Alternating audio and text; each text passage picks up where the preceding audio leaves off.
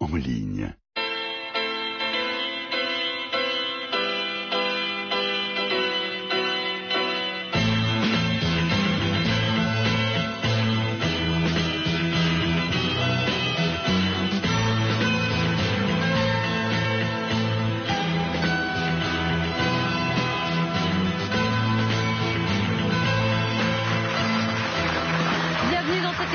Spécial de Zemmour et Nolo, spécial parce que diffusé en prime, spécial parce qu'en direct et spécial puisque notre thème tout au long de la soirée sera la présidentielle de 2017 qui aura lieu dans 2 ans, quasiment jour pour jour. Et puis évidemment parce que aussi sont spéciaux à ma droite, Éric Zemmour et à ma gauche, Éric Nolo. Bonsoir messieurs.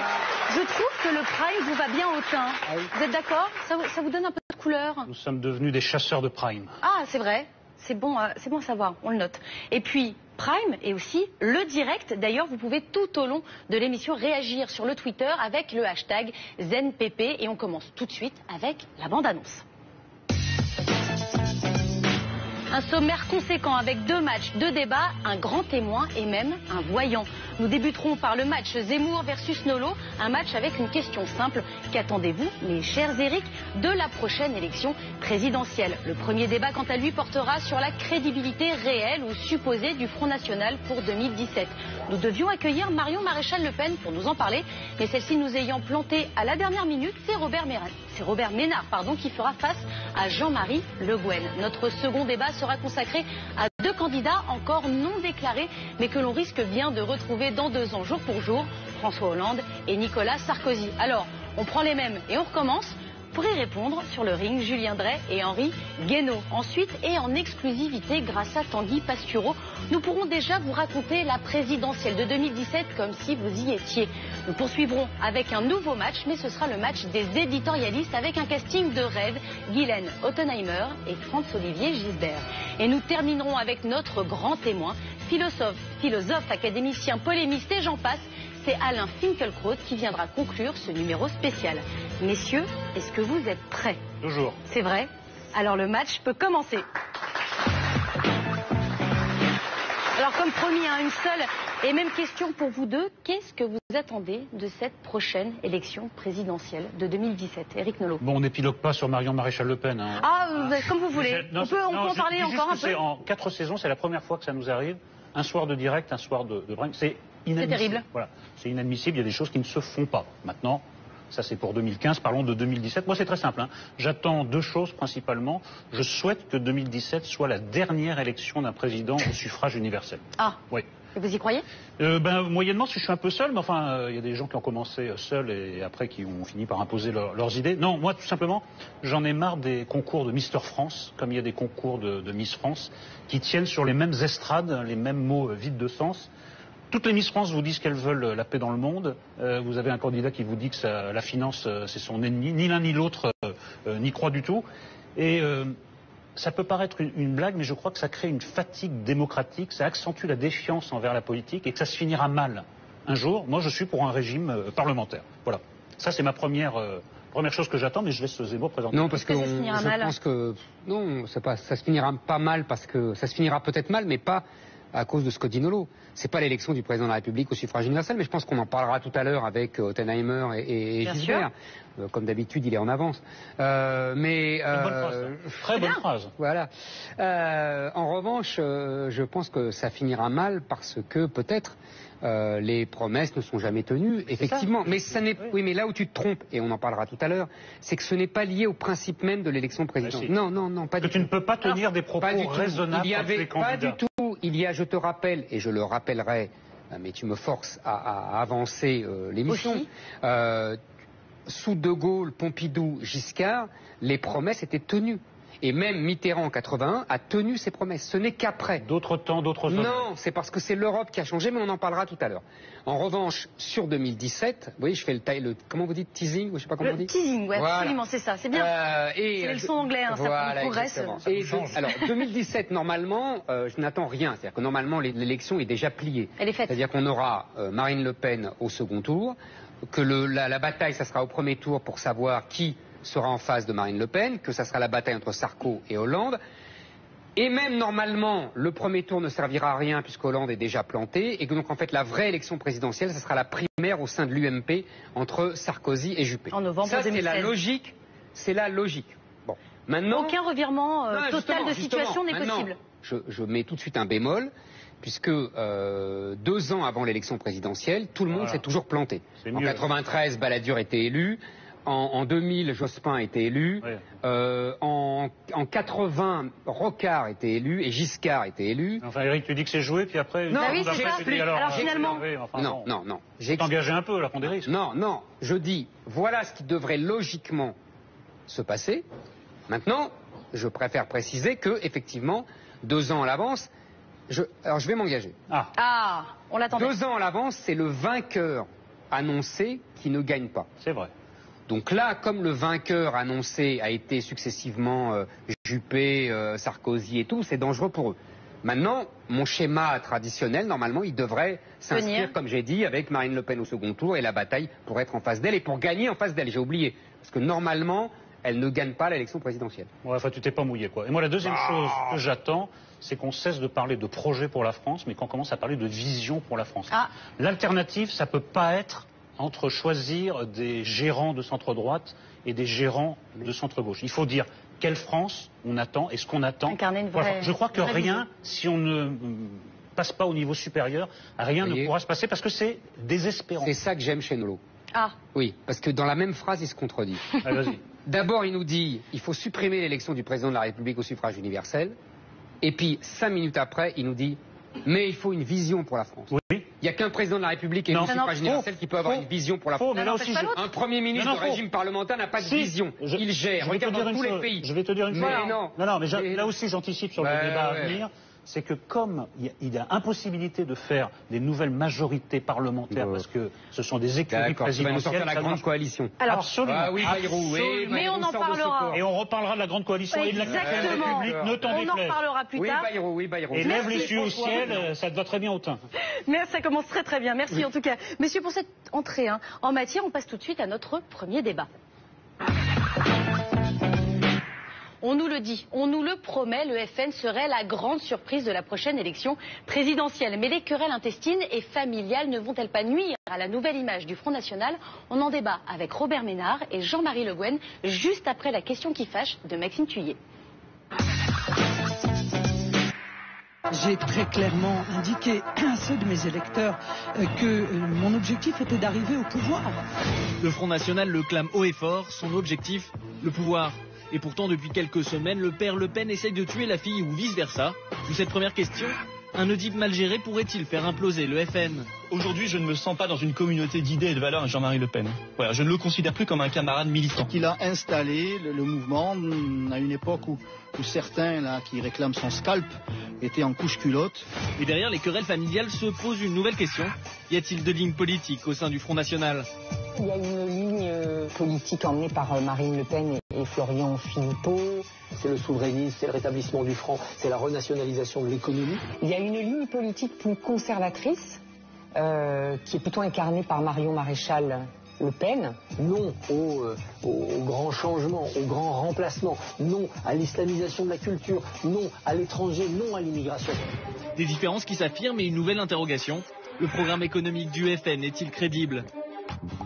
Madame Le Pen a une politique économique folle, qui est exactement point pour point celle de M. Mélenchon. C'est une impasse économique, parce que l'idée de fermer les frontières ruinera tous nos producteurs industriels ou agricoles. S'agissant de l'euro, s'agissant de l'Europe, qui veut sortir de l'Europe?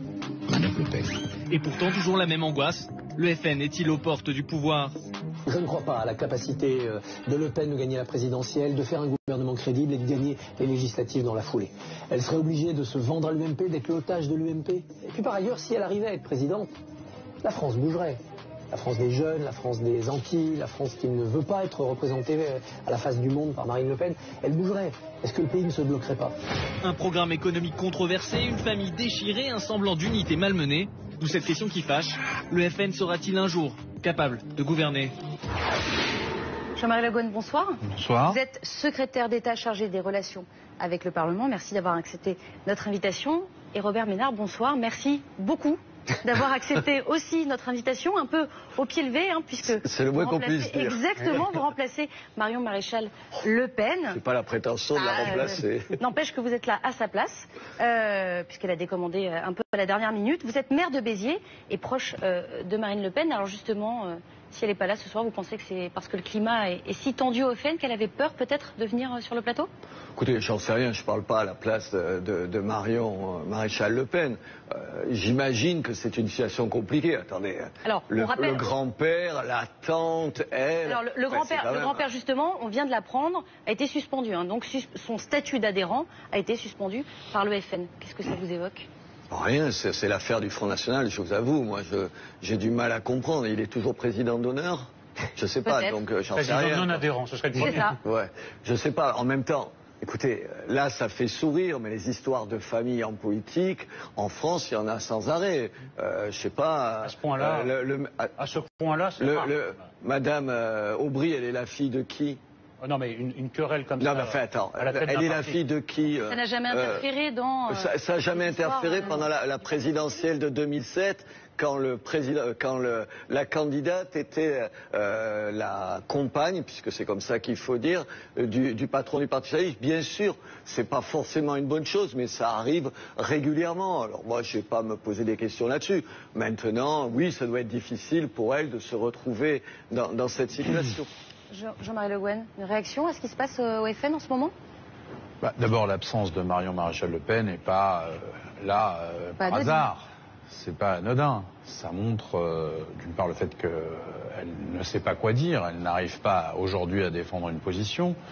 Et deuxièmement, cela montre le trouble profond qui existe dans cette formation politique, qui vit non pas des drames familiaux, mais parce que cette formation politique est liée intrinsèquement, d'une part, au culte du chef et d'autre part à la transmission par héritage d'une formation politique.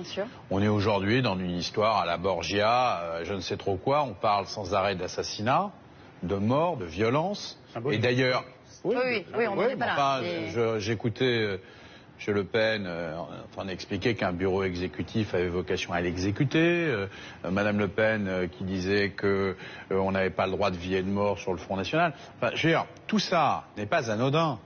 Ça traduit ce qu'est la culture de ce mouvement politique et dont on a vu les représentations à l'occasion de ce 1er mai. Non seulement avec l'incident un peu grotesque de M. Le Pen, mais en plus avec ce qui s'est passé avec le Femen, avec les journalistes qui ont été malmenés, qui ont été agressés.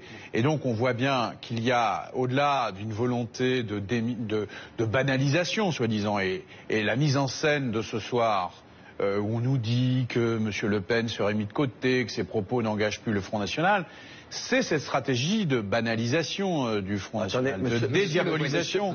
Mais en attendant, fondamentalement, on a une organisation politique qui, lorsqu'elle ne cherche pas à se cacher, elle exsude, elle respire la violence.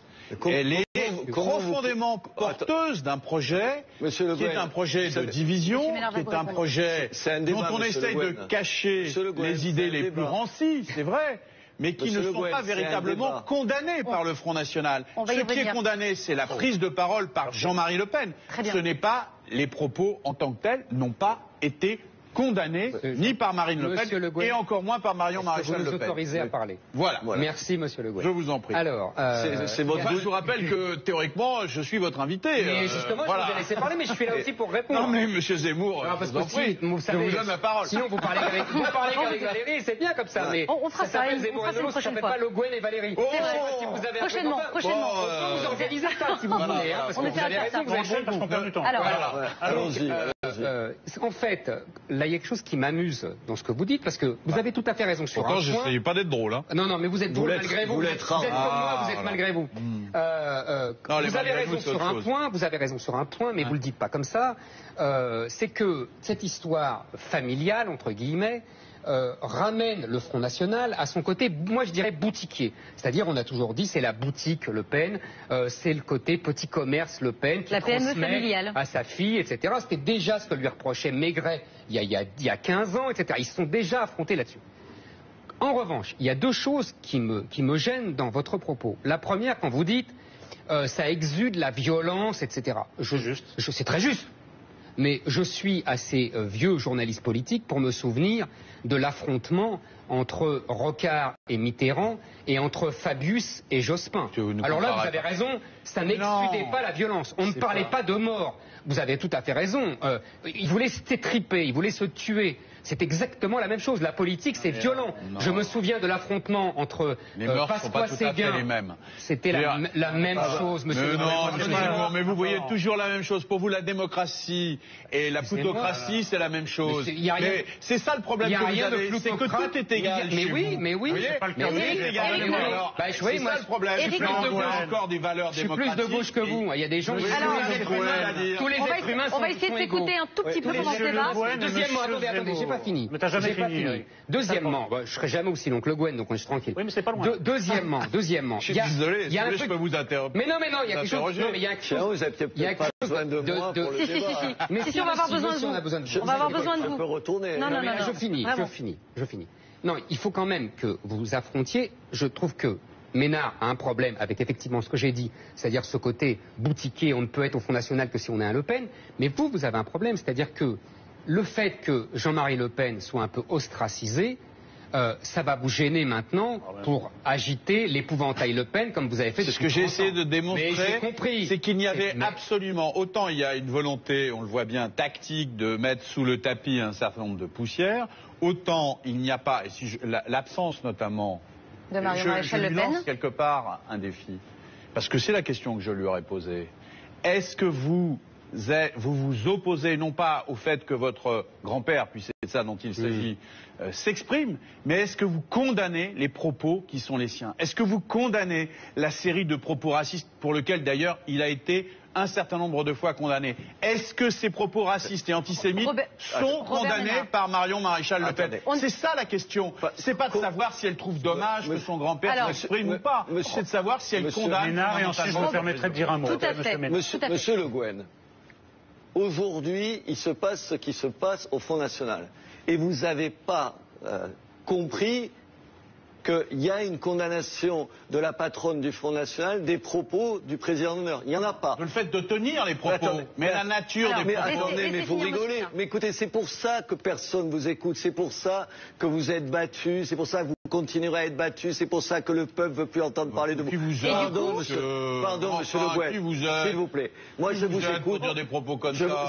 Je vous écoute. Je suis le maire d'une ville. Oui. Je suis le maire d'une ville où votre parti prend une tannée année après année. C'est vrai. Il a été troisième et malheureusement, il ne s'est pas désisté pour l'UMP. Sinon, vous auriez été battu. Mais c'est vrai qu'il y a eu une faute de ce point de vue. C'est vrai.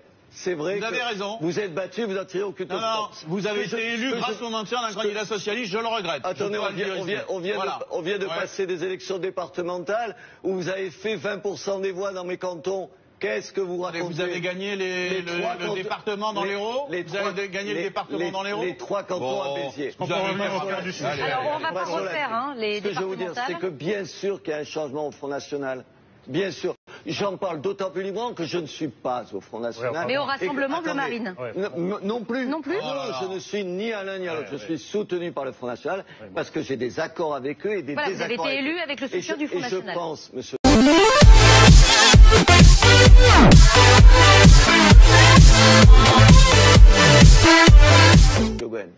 Qu'il y a, oui, quelque chose qui vous échappe complètement. Ce qui vous échappe complètement, c'est qu'il y a un certain nombre de... Il y a une partie des Français, j'espère en 2017, puisque je croyais qu'on allait parler de ça, une majorité des Français qui ne veulent plus des gens que vous représentez.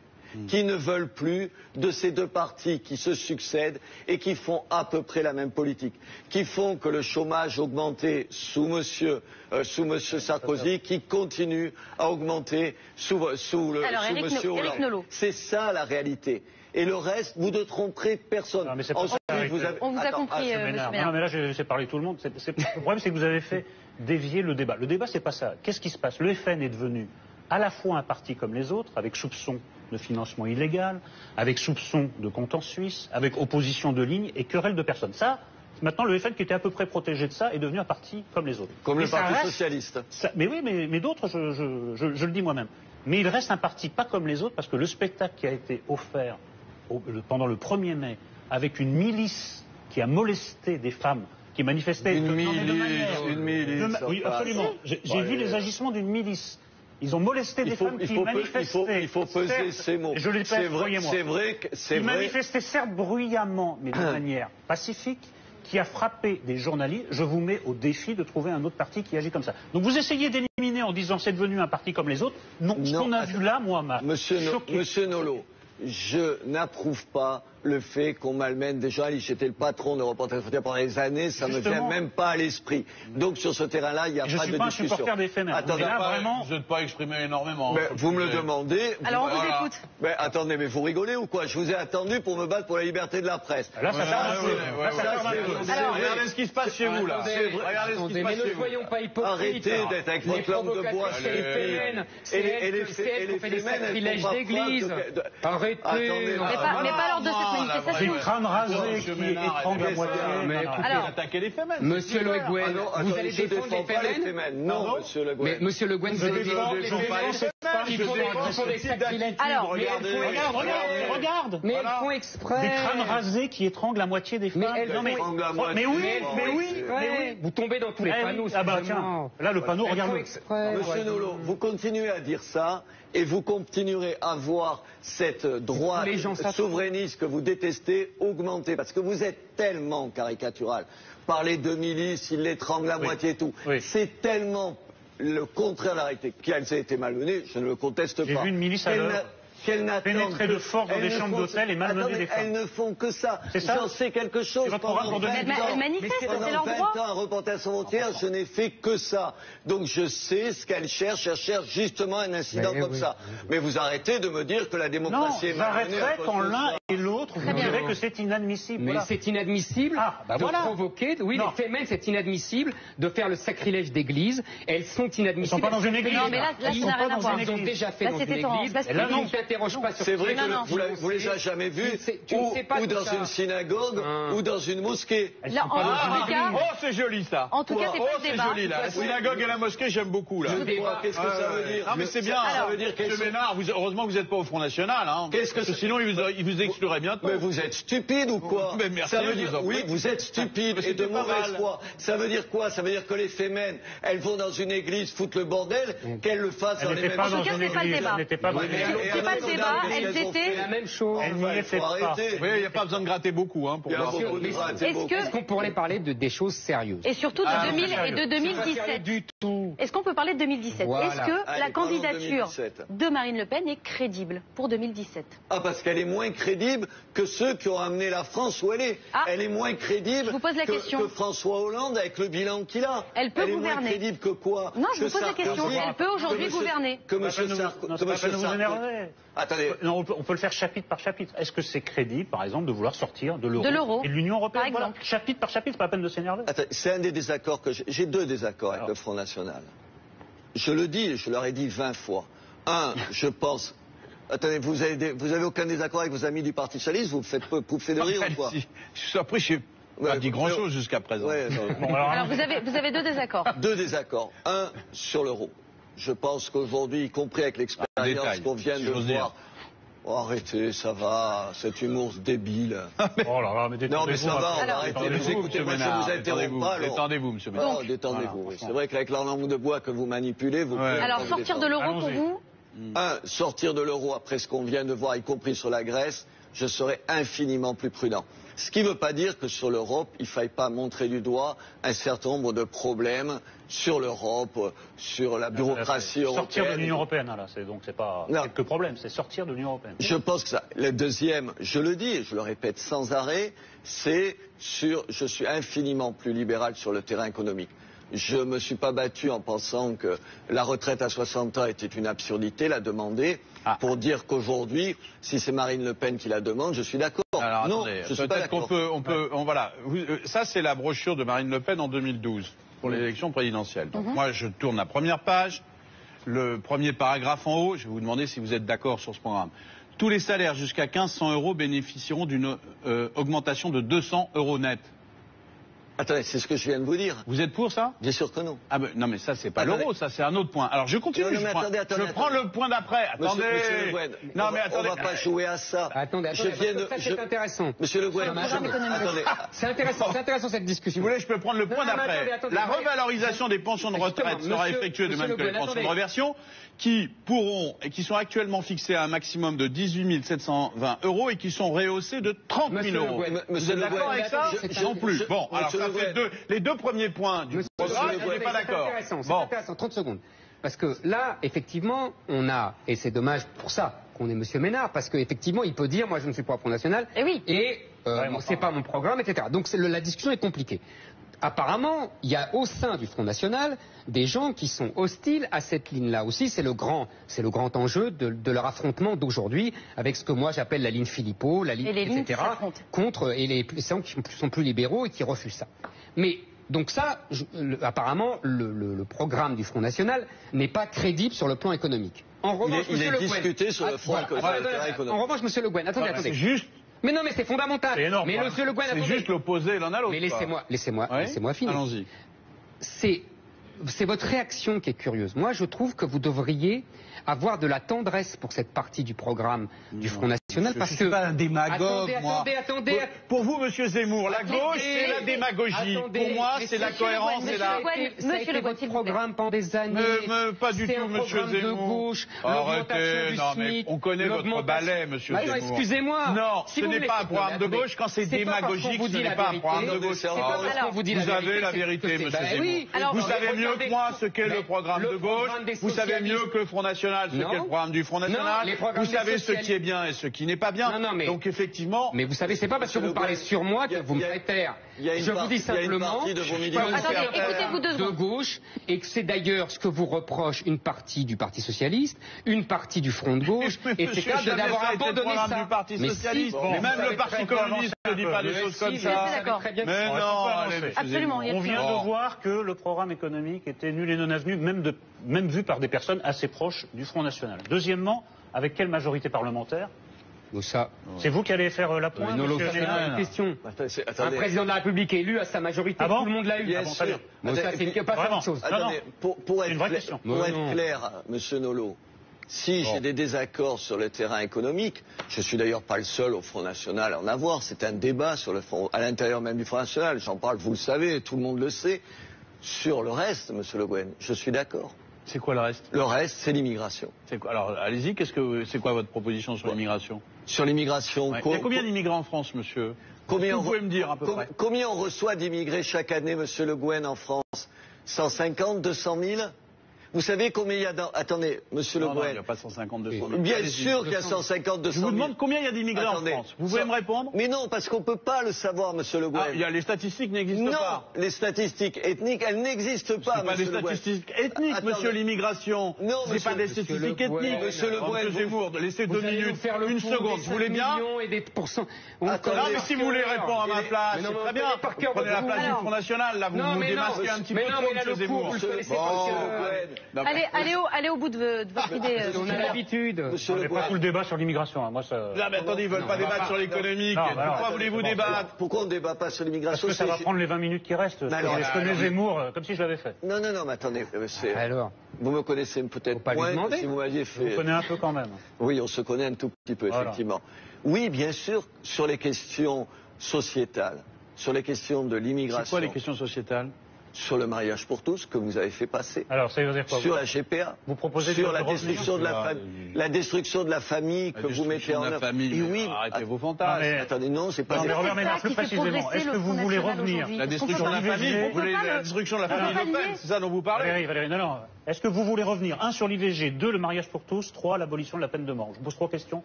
Voilà, ça me paraît simple. Voilà, ça me paraît. C'est sociétal, on est dans votre débat. Allons-y. Sur l'IVG, non. Bien. Et c'est pourtant pas ce que disent vos députés. Non, mais attendez, vous me laissez finir une minute. Alors, on vous écoute, monsieur Ménard, on vous écoute. J'ai les déclarations des gens du Front National sur cette question-là. C'est un peu confus. Le mariage pour tous. Non, attendez, non, sur l'IVG, c'est très clair dans ma tête. Parfait. Non, je pense que ça reste un drame pour toute femme, l'IVG. Et je pense que quand on supprime les 7 jours de réflexion, Je pense que c'est un mauvais choix qu'on fait, qu'on banalise. Monsieur Chauprade, député européen élu dans votre région, dit ce rapport à propos du rapport sur l'IVG est un éloge de la culture de mort pour le soutien explicite qu'il apporte à l'avortement, véritable arme de il est député européen de votre parti, véritable arme de destruction massive contre la démographie européenne. Voilà ce que dit Monsieur Chauprade, député européen, qui est d'ailleurs l'un des soutiens aussi de Marion Maréchal Le Pen, qui aurait dû être là ce soir et qui a l'appui de Monsieur Le Guen. 1, il n'est pas dans mon parti parce que je suis pas au Front National. 2, il n'est pas élu dans ma région. Mais ça, c'est deux détails de plus. Mariage pour tous. Oui, bien sûr, je suis pour revenir sur la loi. Absolument. Les mariages déjà contractés? Il faudra le régler, mais c'est un vrai problème. Mais je suis pour qu'on arrête sur cette loi-là. Je ne marie pas les couples homosexuels. L'égalité homme-femme. Je vous cite, Monsieur Dominique Martin, député européen du Front National, élu au moins avec votre voix et votre soutien. Il faut renvoyer les femmes qui viennent de Vénus, dit-il, à la maison. Ça aurait l'avantage de libérer des emplois, ça aurait l'avantage de donner une meilleure éducation à nos enfants. Est-ce que vous condamnez ces propos? Monsieur Le Guen. Bien sûr, je ne partage pas ces propos. Monsieur Le Guen. Voilà. Monsieur Le Guen, c'est pas... Vous êtes dans le... Pardonnez-moi, mais vous êtes... C'est difficile... Vous êtes dans la moralisation. Ben non. Mais si. Mais quelle morale, Monsieur Zemmour? Le statut de la femme à la maison et l'IVG, c'est pas de la morale. Ce sont des droits acquis des femmes qui ont souffert dans leur chair. Moi, je l'ai connu, ça. Oui, Monsieur Zemmour. J'étais étudiant en médecine, je l'ai connu, moi. Vous avez vu des femmes arriver, saigner? Non, mais arrêtez avec votre cinéma. Arrêtez. Mais qui vous êtes, Monsieur Zemmour, pour dire des choses pareilles? Mais qui êtes-vous? Allons. Dans des dizaines de pays, il y a des femmes qui souffrent de ça. Tout ça, ça n'existe pas. Mais qui vous a dit qu'elles ne souffrent pas? C'est une question morale. Monsieur Ménard, la peine de mort, c'était ma troisième question, la peine de mort. Est-ce que vous êtes pour revenir sur l'abolition de la peine de mort? Je l'ai dit 10 fois. Enfin, vous m'avez entendu, vous m'avez posé 10 fois la question. Pas moi. Je ne signerai pas pour le rétablissement de la peine de mort. Je l'ai dit 10 fois. En même temps, mais j'ajoute... Mais on peut être pour le rétablissement de la peine de mort, que je ne trouve pas ça monstrueux. Et je l'ai dit dans des plateaux de télévision, ça m'a valu des problèmes, que si on avait coupé le cou à Dutroux, ça ne m'aurait pas empêché de dormir une nuit. C'est tout. Mais je ne signerai pas pour le rétablissement de la peine de mort. C'est tout. Je pense, contrairement à M. Le Guen et aux socialistes, que le monde est un tout petit peu plus compliqué qu'il essaye de nous l'expliquer. Non, mais ce qui est compliqué, c'est de savoir ce que pense le Front National. Il y a tout et le contraire. Attendez, moi, vous me posez la... C'est ça, vous vous connaissez dans quoi, finalement? Vous me posez des questions, je vous réponds. Je pense que l'IVG est un truc qui est problématique si c'est banalisé. Je pense qu'on sera d'accord là-dessus. La peine de mort, c'est pas un truc... Attendez, et je pense que le choix de supprimer les 7 jours de réflexion est un mauvais choix, Monsieur Le Guen. Et dire ça, ça fait pas de moi un monstre. Je vous parle des déclarations de députés du Front National. Mais qui ne sont pas là non plus pour... Il n'y a pas beaucoup de députés au Front National européen. Ceux qui parlent disent des choses. Vous me posez des questions à moi. Moi, je vous pose des questions à vous. Excusez-moi, le débat, il est moins sur vous que sur le Front National. Attendez. Vous voudrez bien m'en excuser. D'ailleurs, c'est pas moi qui suis à l'origine de ce débat. Mais pour le coup, il est sur le Front National. Pardon de vous dire que si vous me demandez ce que je pense d'un certain nombre de prises de position d'un Front National, je vous le dis. Je vous la liste. Vous n'êtes pas d'accord avec toutes les propositions du Front National? D'apporter un peu de calme. Pour une fois, c'est moi, c'est le monde à l'envers. Ça alors. J'aimerais comprendre quelque chose.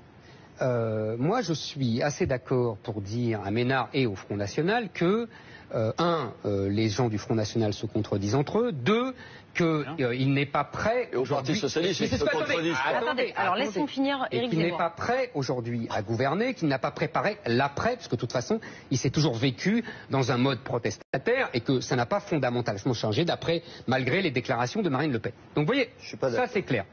Mais vous n'êtes pas d'accord, je suis d'accord. Moi, c'est ce que je pense. Mais j'aimerais essayer de comprendre quelque chose, Monsieur Le Guen. Après tout, moi je me souviens, c'est exactement ce qu'on disait à François Mitterrand avant 1981. Sur quoi? Le Canuel appelait le ministre de la parole. On lui disait qu'il se contredisait avec Rocard, qu'il ne s'était pas prêt à gouverner. Non mais attendez, ce que je veux vous dire, Monsieur Le Guen, laissez-le finir. Mais ce que je veux vous dire, c'est que quand un parti n'a pas gouverné pendant longtemps, ce qui était le cas du Parti Socialiste pendant 20 ans avant mai 81, il est accusé par les gens en place de ne pas avoir d'expérience de gouvernement. C'est un peu normal. C'est pas d'expérience de gouvernement dont on parle, monsieur Zemmour. Excusez-moi, on parle de position de fond. Vous pouvez considérer peut-être que la peine de mort n'est pas un problème de fond. Il se trouve que justement, puisque vous faisiez référence à 81, Mitterrand s'était prononcé dans un débat très clair à la télévision, où il s'était prononcé, sachant même qu'il y avait une majorité de Français qui étaient réticents. Absolument. Bien. Donc c'était sur l'IVG, c'était des positions qui sont très claires. Pourquoi? Je vais vous dire pourquoi. Parce que dans notre identité, nous avons ce débat sur l'identité. Dans l'identité française et aujourd'hui dans l'identité européenne, le statut de la femme, c'est un élément de repère fondamental. La manière dont on traite l'homosexualité, c'est un élément de repère fondamental. La question de la peine de mort, c'est un élément de repère fondamental. Monsieur Le Guen. Nous sommes un continent, à la différence de ce qui se passe aux États-Unis, à la différence de ce qui se passe chez monsieur Poutine, à la différence de ce qui se passe au Sud. Nous sommes pour des droits de l'homme. Nous avons combattu aux États-Unis, ces années-là. Aux États-Unis, il y a un certain nombre de droits qui ne sont pas respectés. Intéressant, c'est pas très étonnant de voir qu'il y a des problèmes. Je voulais dire arrogant, mais j'ai été poli avec vous. Mais il y a un certain nombre de droits dont l'ensemble des nations européennes, et pas simplement d'ailleurs l'ensemble des nations européennes, non, uniquement les nations mais européennes. aussi les forces spirituelles qui existent, par exemple l'Église, se sont prononcées sur la question de la peine de mort. Elles en font un référent identitaire d'une civilisation. Voilà pourquoi je dis que, puisque nous aurons ce débat sur l'identité, sur la civilisation, la nôtre, c'est pas celle du Front National. Car le Front National, il n'y a pas de sens de l'histoire. Est-ce que je peux... C'est pas le sens de l'histoire, c'est les acquis d'une civilisation, c'est autre chose. Ça, c'est un autre débat. Est-ce qu'on peut résumer? Jusqu'à présent, on a établi que le FN n'avait pas de programme économique crédible. Contrairement à ce que tu dis, il n'y a pas de majorité parlementaire. Mais il n'y a pas... J'ai vu sur les images que le FN a assez de personnel pour constituer une milice, mais certainement pas un gouvernement. Il n'y a pas en ce moment 15 personnes qui peuvent assumer un ministère au FN. Et je vois que la ligne, même sociétale et sociale, c'est tout et le contraire. Monsieur Nolot, pardon de vous le dire, mais l'expérience dont vous créditez les partis dits de gouvernement. Oui, quand même. Attendez, elle nous est où, monsieur Nolot? Mais moi, on me l'a fait quand je suis devenu maire. On m'a expliqué, mais quelle expérience vous avez. Quand je vois où on a amené la ville que je dirige aujourd'hui, pardon, mais je vous la laisse, monsieur Le Guen, votre expérience, la droite et la gauche réunies. C'est ça le problème, c'est que votre expérience, on n'en veut plus, parce qu'il faut changer la donne. Alors oui, c'est compliqué. Changer pour un saut dans le vide. Pour un saut dans le vide. Et aujourd'hui... Un saut à l'élastique sans élastique. Et, voilà ce que vous proposez. Et là, c'est quoi en ce moment? C'est quoi le chômage? C'est quoi la pauvreté? C'est quoi l'immigration? Le parti dont vous êtes proche s'est réjoui de l'arrivée au pouvoir de Syriza. C'est quoi le peuple? Syriza, même démagogie que le FN, regardez les résultats. Pantalonnade, déconfiture. Et vous croyez que ça va mieux en Grèce avec Syriza qu'avec les autres? Attendez, ce sera la même chose avec le FN. On verra. Ce sera pas mieux, ce sera même pire. Ce que je veux vous dire, c'est qu'aujourd'hui, les gouvernements et les partis qui se partagent ce pays, et les avantages du partage, depuis des années, on en a soupé. Et pas que moi, un paquet de Français. Est-ce que vous comprenez que ce discours soit de plus en plus entendu, de plus en plus écouté par les Français? Non, c'est pas ce discours-là qui est entendu, c'est ce qui va avec. C'est une appréhension, c'est sans doute des problèmes économiques et sociaux, et la question du chômage est une question très importante. Et c'est vrai qu'il y a une déception forte et de la colère sur ce sujet, mais il y a aussi des inquiétudes très fortes sur le monde dans lequel on vit, sur les questions qui sont posées par les problèmes migratoires, par les questions du terrorisme, par les questions d'identité. Et donc ces questions-là, non, pas du tout. Je pense que c'est ce que j'ai essayé de dire, et c'est ce combat que nous allons avoir. C'est le combat sur l'identité. Moi, je n'ai rien à voir avec l'identité de cette extrême droite, qui d'ailleurs, quand elle s'exprime à cœur ouvert, elle regrette Pétain. La République, c'est pas un hasard. Monsieur Le Pen parle de Pétain. Non, mais c'est intéressant. C'est parce que c'est une certaine forme de l'identité dite française qui nous a toujours amenés à la ruine. Parce que maintenant, on a oublié l'histoire. C'est terminé. Messieurs, ce pays dans le chaos. On vous a tous entendus. Merci Éric Zemmour, je suis désolée. Je suis absolument désolée. C'est la gauche qui a voté les pleins pouvoirs à Pétain, je vous le rappelle. Vraiment, non. Votre niveau historique. Merci beaucoup, messieurs. C'est terminé. Allez, c'est terminé. Vous reviendrez, on vous réinvitera. Juste après la pub, nous recevrons Julien Drey et Henri Guénaud, sans oublier les matchs des éditorialistes et notre grand témoin Alain Finkielkraut. On revient tout de suite, ne bougez pas.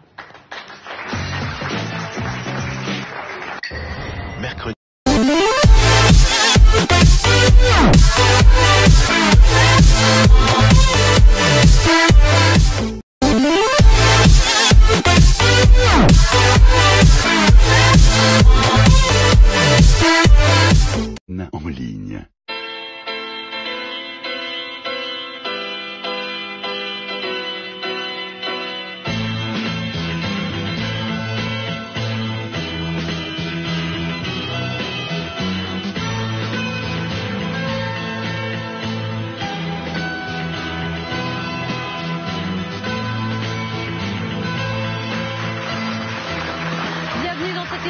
Spéciale de Zemmour et Nolo, spéciale parce que diffusée en prime, spéciale parce qu'en direct et spéciale puisque notre thème tout au long de la soirée sera la présidentielle de 2017 qui aura lieu dans 2 ans, quasiment jour pour jour.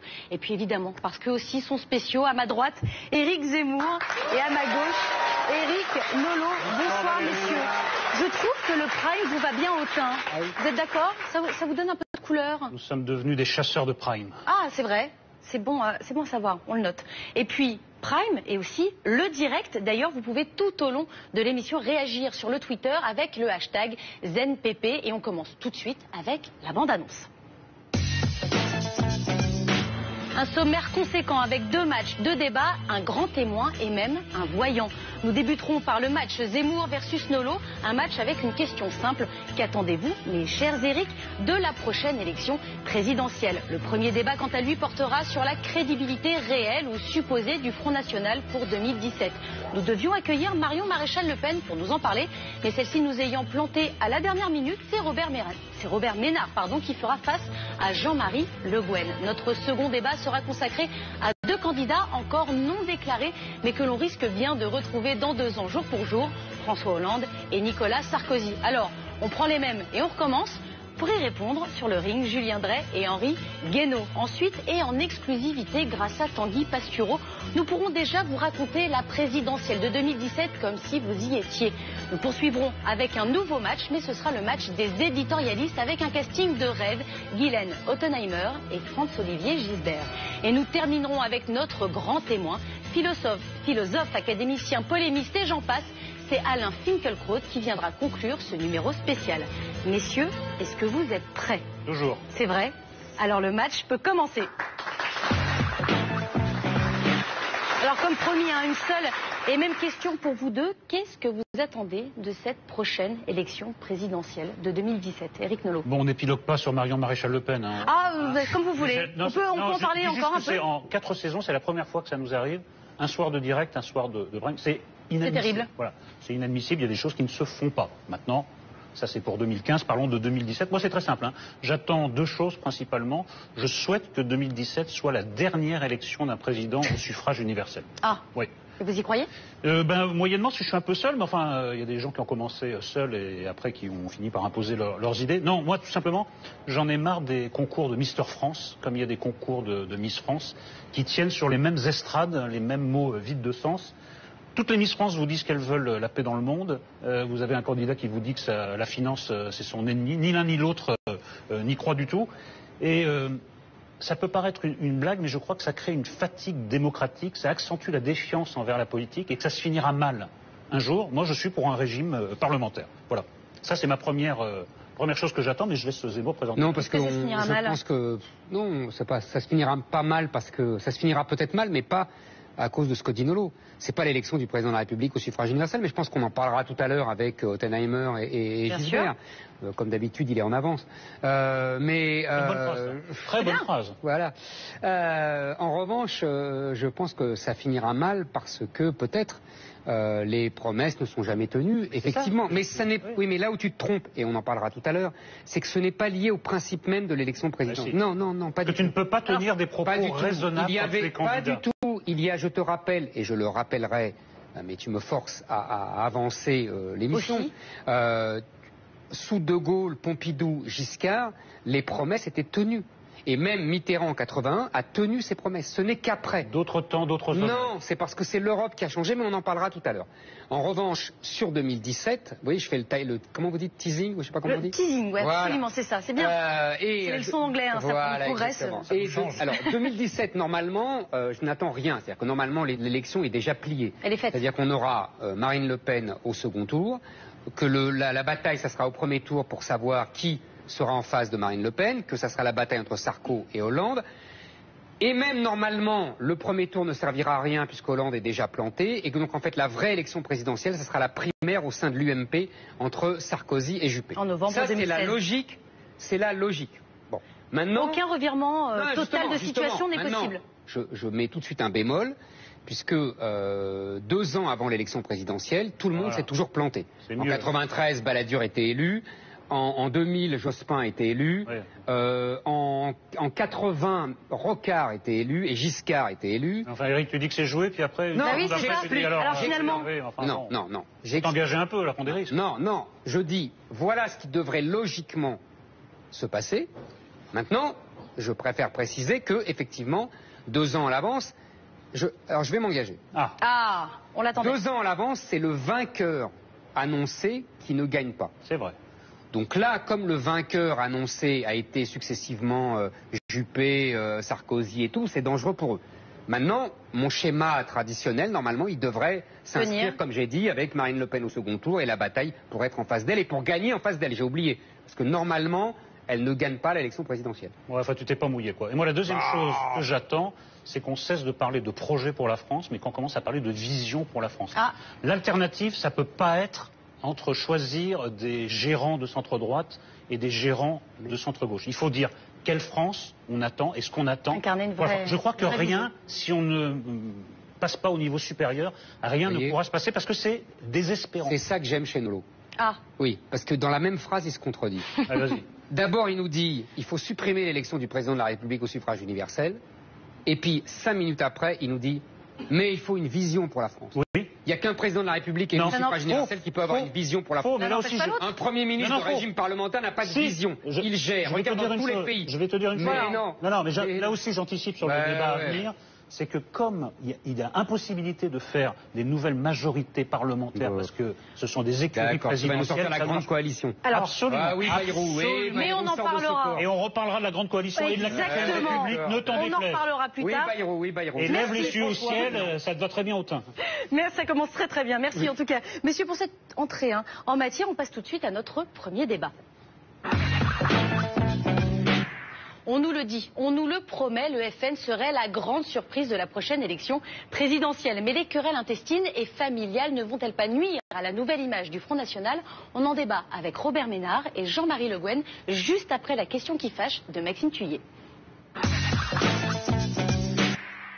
J'ai très clairement indiqué à ceux de mes électeurs que mon objectif était d'arriver au pouvoir. Le Front National le clame haut et fort, son objectif, le pouvoir. Et pourtant, depuis quelques semaines, le père Le Pen essaye de tuer la fille ou vice-versa. Sous cette première question, un Oedipe mal géré pourrait-il faire imploser le FN? Aujourd'hui, je ne me sens pas dans une communauté d'idées et de valeurs avec Jean-Marie Le Pen. Voilà, je ne le considère plus comme un camarade militant. Il a installé le mouvement à une époque où certains là, qui réclament son scalp étaient en couche-culotte. Et derrière les querelles familiales se pose une nouvelle question. Y a-t-il deux lignes politiques au sein du Front National? Il y a une ligne politique emmenée par Marine Le Pen et Florian Philippot. C'est le souverainisme, c'est le rétablissement du franc, c'est la renationalisation de l'économie. Il y a une ligne politique plus conservatrice qui est plutôt incarnée par Marion Maréchal Le Pen. Non au grand changement, au grand remplacement, non à l'islamisation de la culture, non à l'étranger, non à l'immigration. Des différences qui s'affirment et une nouvelle interrogation. Le programme économique du FN est-il crédible? Madame Le Pen a une politique économique folle, qui est exactement point pour point celle de M. Mélenchon. C'est une impasse économique, parce que l'idée de fermer les frontières ruinera tous nos producteurs industriels ou agricoles. S'agissant de l'euro, s'agissant de l'Europe, qui veut sortir de l'Europe? Madame Le Pen. Et pourtant toujours la même angoisse. Le FN est-il aux portes du pouvoir? Je ne crois pas à la capacité de Le Pen de gagner la présidentielle, de faire un gouvernement crédible et de gagner les législatives dans la foulée. Elle serait obligée de se vendre à l'UMP, d'être l'otage de l'UMP. Et puis par ailleurs, si elle arrivait à être présidente, la France bougerait.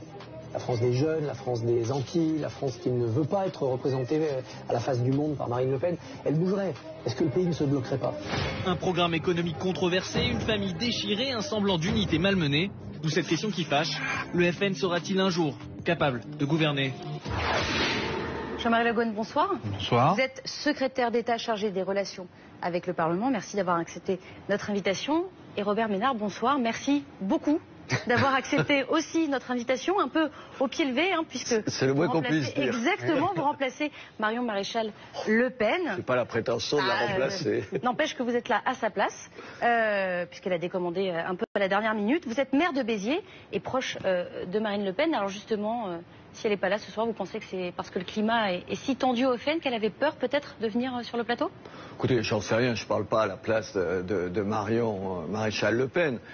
J'imagine que c'est une situation compliquée. Attendez, alors, le grand-père, la tante, elle... Alors le grand-père, justement, on vient de l'apprendre, a été suspendu. Donc son statut d'adhérent a été suspendu par le FN. Qu'est-ce que ça vous évoque? Rien, c'est l'affaire du Front National, je vous avoue. Moi, j'ai du mal à comprendre. Il est toujours président d'honneur? Je sais pas, donc j'en sais rien. Président non adhérent, ce serait le premier. C'est ça. Ouais, je sais pas. En même temps... Écoutez, là, ça fait sourire, mais les histoires de famille en politique, en France, il y en a sans arrêt. Je sais pas... À ce point-là, c'est rare. Madame Aubry, elle est la fille de qui? Oh non, mais une querelle comme ça... Non, mais enfin, attends, elle est la fille de qui? Ça n'a jamais interféré dans... ça n'a jamais interféré pendant la présidentielle de 2007, quand la candidate était la compagne, puisque c'est comme ça qu'il faut dire, du patron du Parti socialiste. Bien sûr, c'est pas forcément une bonne chose, mais ça arrive régulièrement. Alors moi, je vais pas me poser des questions là-dessus. Maintenant, oui, ça doit être difficile pour elle de se retrouver dans cette situation. Jean-Marie Le Guen, une réaction à ce qui se passe au FN en ce moment? D'abord, l'absence de Marion Maréchal Le Pen n'est pas là par hasard. C'est pas anodin. Ça montre, d'une part, le fait qu'elle ne sait pas quoi dire. Elle n'arrive pas aujourd'hui à défendre une position. Et deuxièmement,